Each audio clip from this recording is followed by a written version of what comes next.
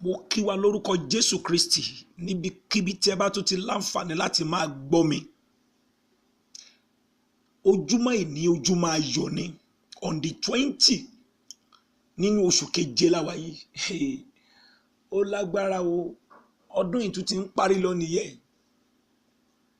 Oṣù keje kọ́ ló tún fẹ́ parí. Níwọ̀n ọjọ́ díẹ̀ sí a ó wọ inú oṣù kẹjọ lọ.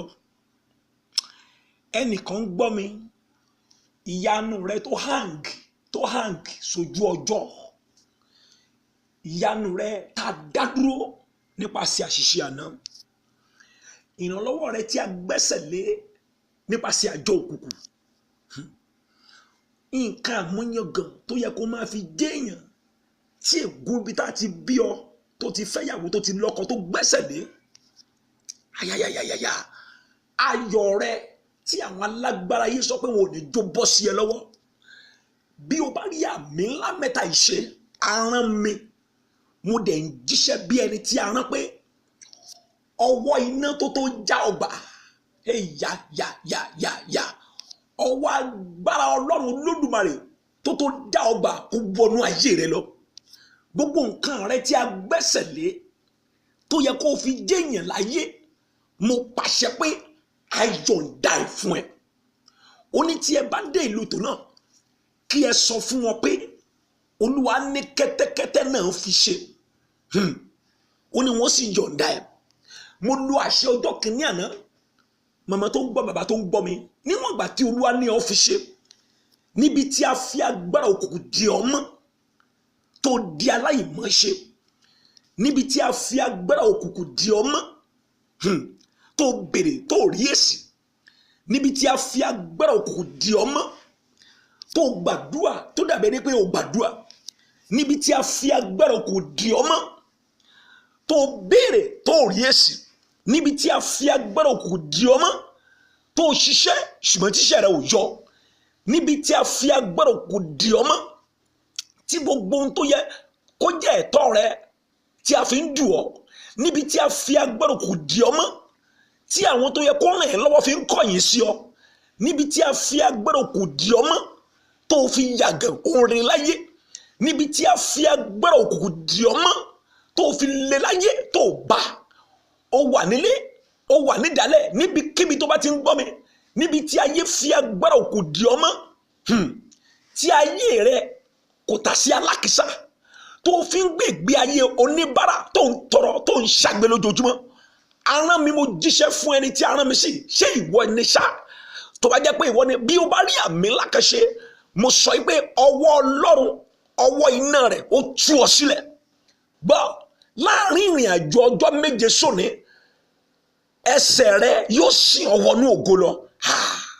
Ẹnìkan rẹ̀, láàrin ìrìn àjò ọjọ́ méje sóní, mo jíṣẹ́ fún ẹni tó gbàgbọ́ nínú ìpè yìí pé orí rẹ yóò sìn ọ wọnú ògo lọ. Ìwọ ni, ok, orí rẹ kó sìn ẹ wọnú ògo lọ. Bẹ́ẹ̀ ló dẹ̀ ṣe máa rí. Wò ó, ayọ̀ tíjótíjó lájọ máa fi wọ ìrìn àjò oṣù kẹjọ táwọn wò lókèrè ní Olúwa wí. Àlàáfíà ni fún ọ.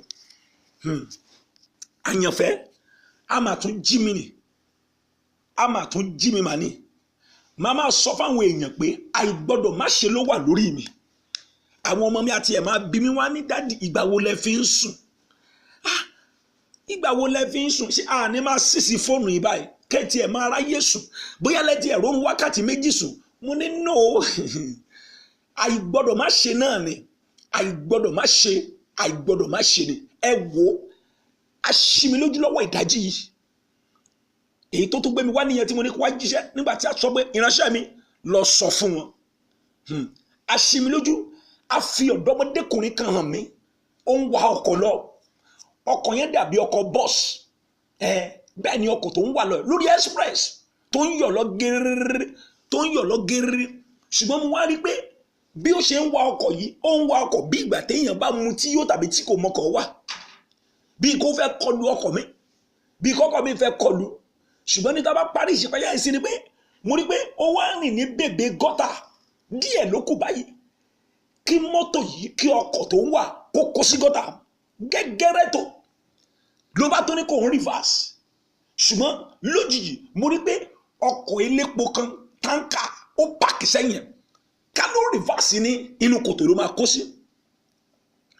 bẹ́ẹ̀ ni wọ́n á rí pé ó bọ́ọ̀lẹ̀ nínú ọkọ̀ yìí ẹ̀mọ̀ òun ló ń drive ọkọ̀ ó bọ́ọ̀lẹ̀ nínú ọkọ̀ ó wá káwọ́ mọ́ rí pé tòun ìbá báwọn ká ló ń yí ọwọ́ ọkọ̀ yẹn díẹ̀ sí ni inú kòtò ló máa bọ́ sí.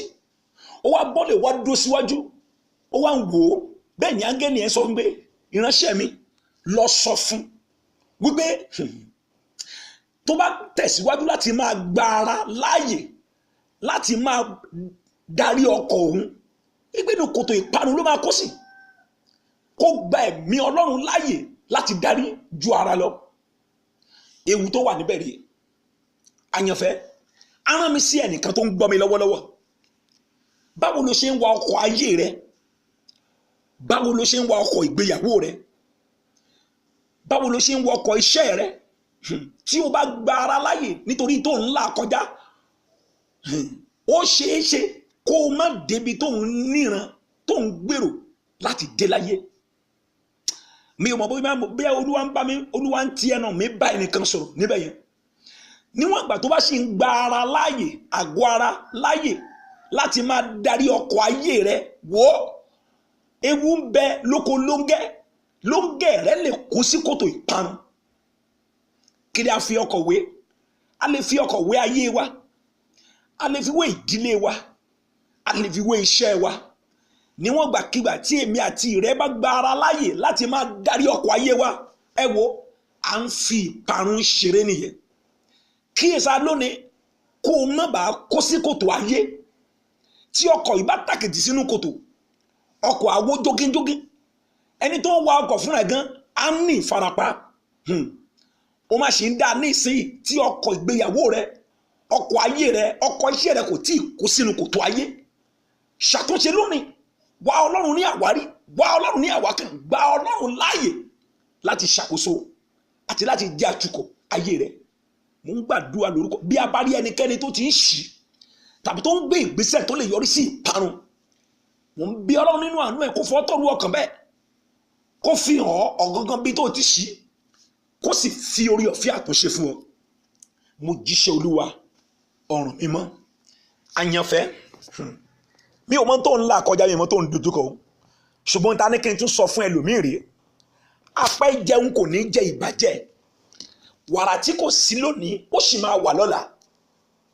wàrà kò sí lẹ́ni, wàrà máa wà lọ́la.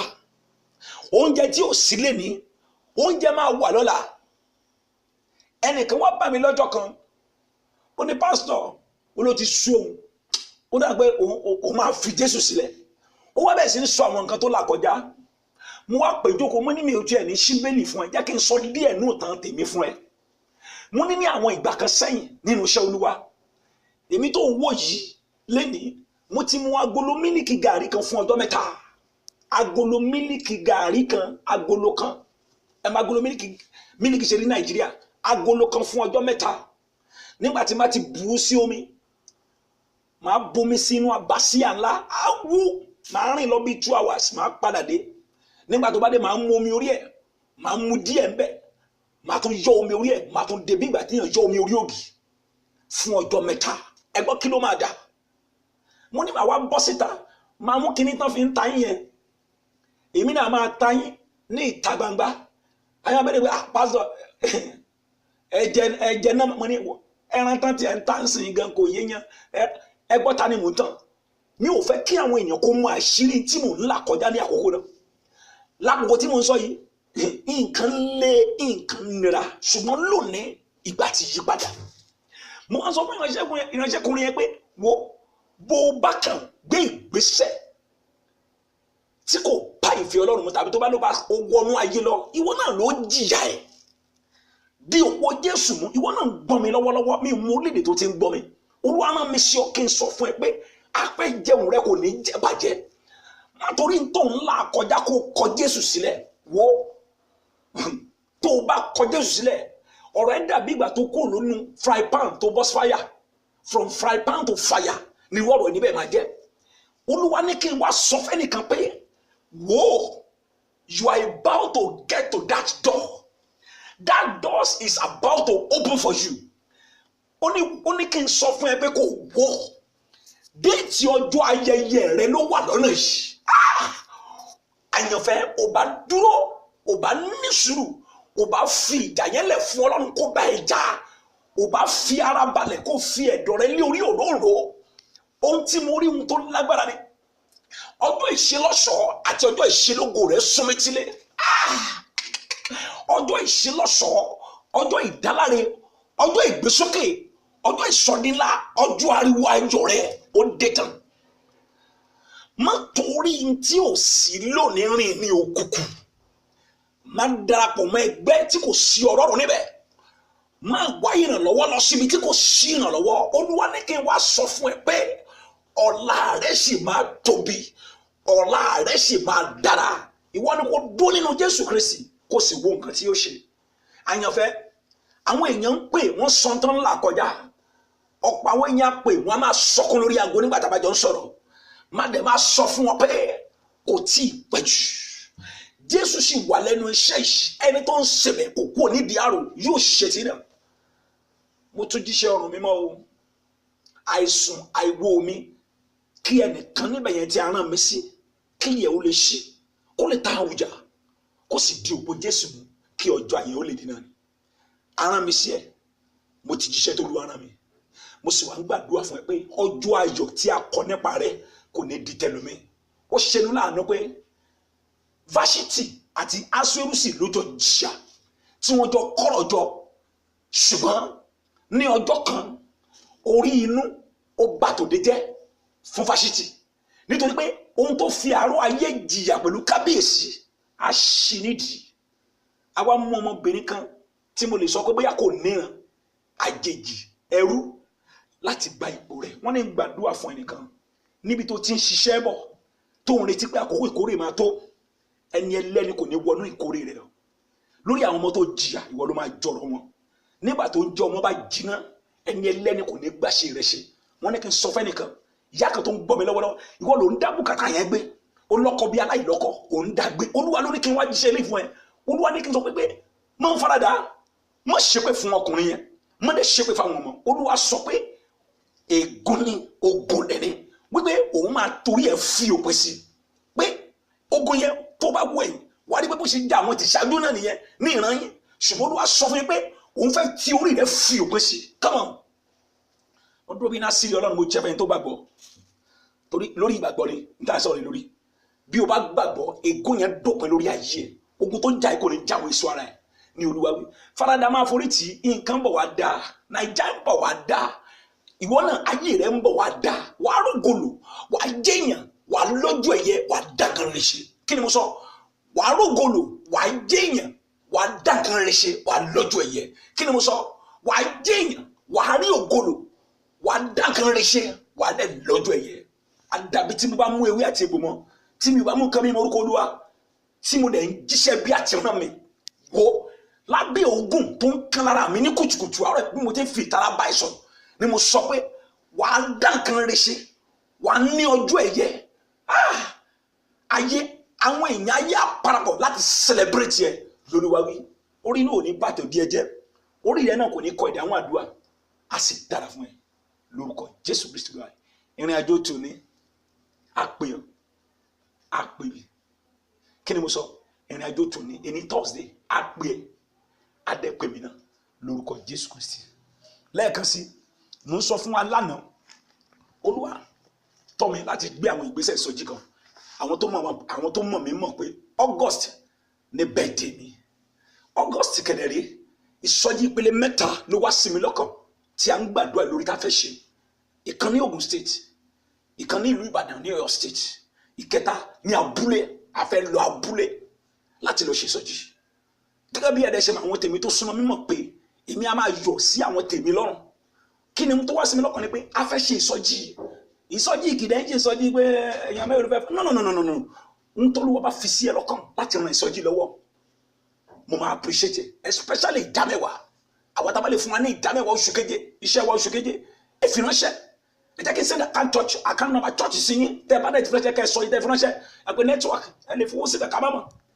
Network lè máa deliver, but ẹ sọ fún wa because of proper recording for the church.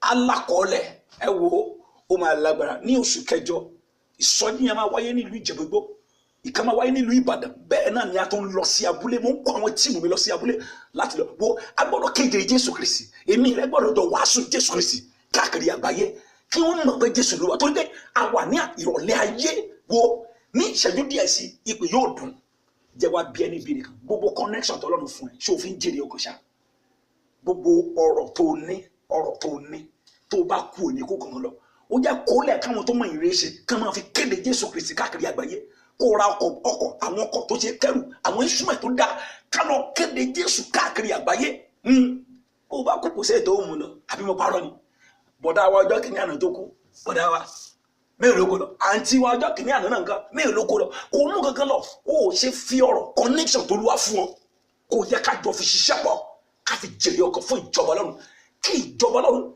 kó lè gbilẹ̀ sí kí ọ̀run àpáàdé ó sì máa jòrò lójoojúmọ́ àbọ̀ láǹsọ̀ ọmọlúwàbí wo ló bá fi sí ẹlẹ́kọ̀ọ́ ò lè ṣe kankan lágbára lọ́wọ́ Ọlọ́run àmọ́ tó lè fún wa ní ìdámẹ́wàá tàbí special offering fún ìsọjí yẹn you are welcome just send a message to me and I will send church account to you and when you drop it let me know the amount you drop so that a lè ní àkọsílẹ̀ nínú àpótí ìjọ bí ẹni tí ẹ gbọ́ Ọlọ́run gbọ́nà ẹ̀mú gbàdúrà pé ẹ̀yin náà ò ní dánìkan rìn àjò ayé yìí ẹ̀ ní dánìkan ṣayé yìí tìmí Ọ̀ṣunkọ̀yà forúkọ mi kọrin lọ́jọ́ kéde àná bóyá gbígbà tó forúkọ mi kọrin kò dáwó yẹn padà fún mi dènìrè ní tẹ́ bá rí ẹni kó wá dáwó padà fún mi ó ní bàbá bá mi ṣayé mi ò ké mi jẹ́ nìyẹn lọ́dún tí mo wà yìí káyé mi sẹ́tù bí ẹni tó ń sin lọ́run bá mi ṣe o my name never change of course Pastor Praise o bá mi ṣayé on that same number 08055951129 once again 08055951129 ẹ̀yin tí ẹ̀ ń fọwọ́dù mẹ́sẹ̀gì mi ránṣẹ́ sí orílẹ̀-èdè àgbáyé mo appreciate yín mo kàn mọ̀ pé Ọlọ́run máa gbé yín kan dìde tó máa ran ẹ̀yin náà lọ́wọ́ tó máa dàbí ìgbà tí gbogbo àgbáyé parapọ̀